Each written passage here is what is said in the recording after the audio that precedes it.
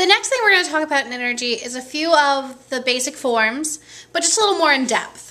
So we're going to start with light. Light energy, like what we see in our light bulbs, from the sun, all of those things are light. It always travels in a straight line. It travels in wavelengths. It travels in a straight line until it hits or travels through something. So it keeps going straight unless something stops it or it goes through something. Just like we can see light coming through the glass, or we could see light coming through a thin paper. Light can go through things, or there's some things that it can't go through and it has to bounce off. When light is reflected, it's bounced back. Like when you look in the mirror, you see yourself, that's the light being reflected back at you. Just like we did in math, where reflections in geometry, where it looks the same on one side, but it looks like it's reflected over a mirror on the other side. So that's reflection when light is bounced back at something. It can't go through, it's bounced back. When it's bent, that's pretty self-explanatory.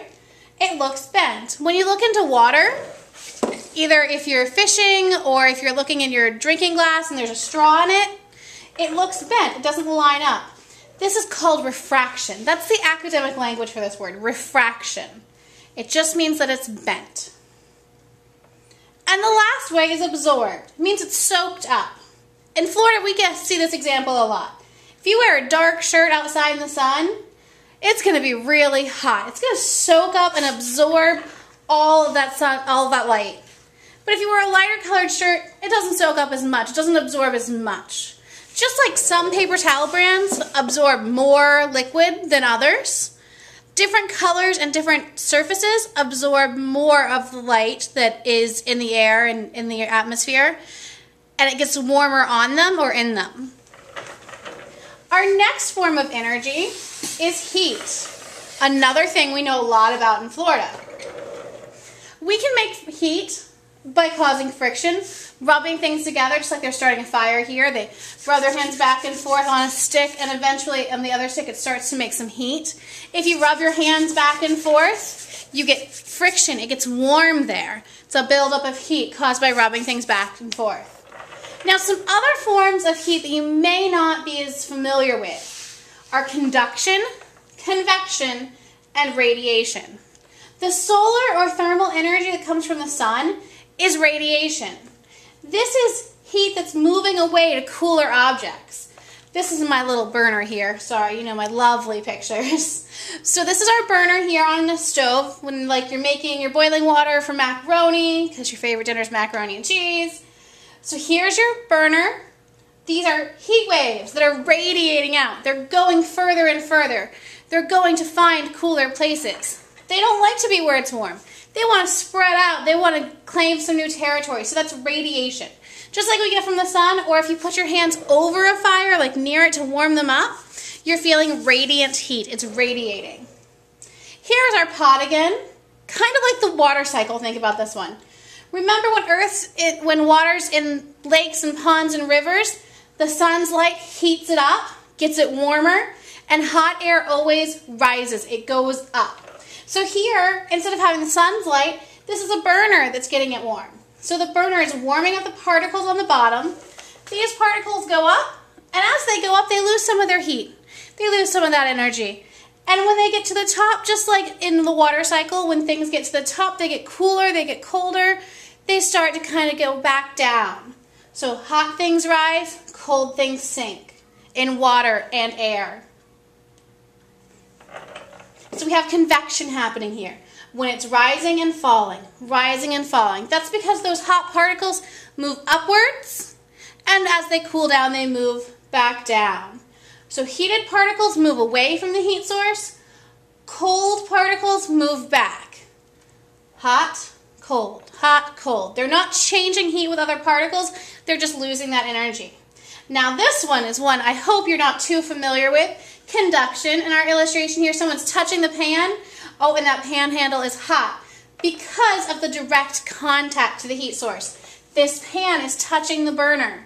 The particles here touch each other and spread that heat, and they touch each other and spread that heat, and they touch each other and spread that heat. Kind of like germs. If you cough and touch other people, they're going to get your germs. They're going to share. These heat particles are sharing their heat with other molecules near them, and it finally touches that person's hand, and they say, ow.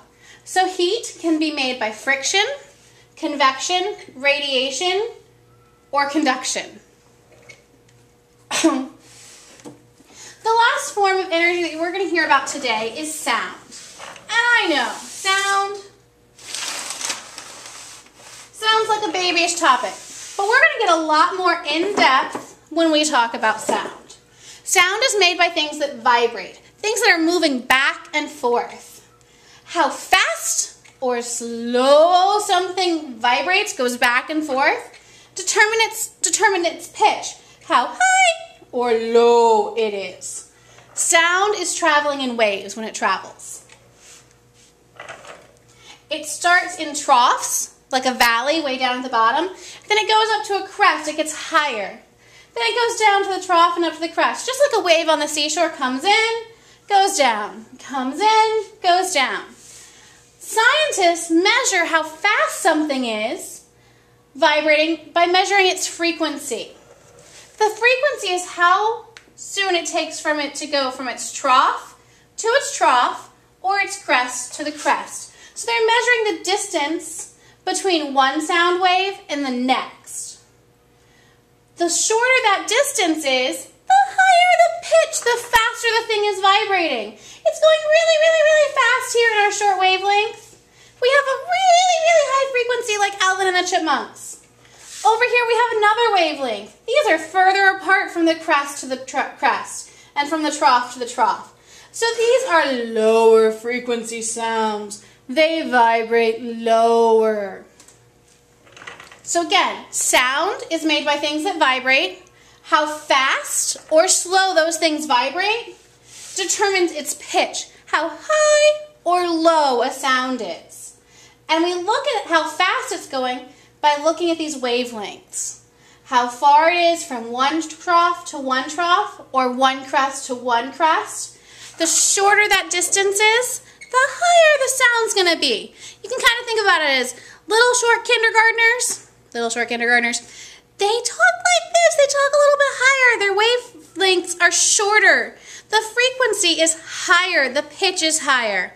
Big, tall fifth graders talk a little bit deeper. They're taller, further apart from the wavelengths. Big, tall, grown-up men talk a little bit lower. They're really tall. The distance between those wavelengths is really far apart. So they have a lower pitch. All right, next time we'll hear about some more forms of energy.